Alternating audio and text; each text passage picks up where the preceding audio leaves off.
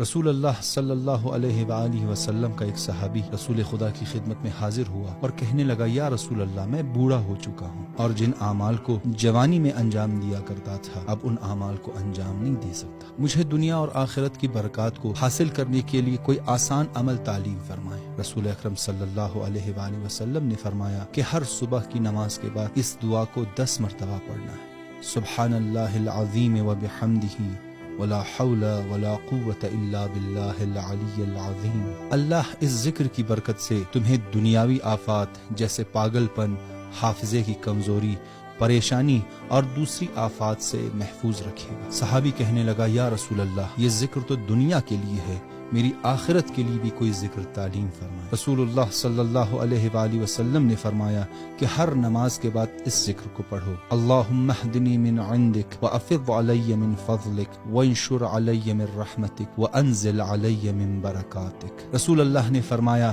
اگر ان دعاؤں کو جان بوجھ کر نہیں چھوڑو گے تو قیامت کے دن جنت کے 8 دروازے تمہارے لیے کھول دیے جائیں گے اور جس دروازے سے چاہو جنت میں داخل ہو جاؤ۔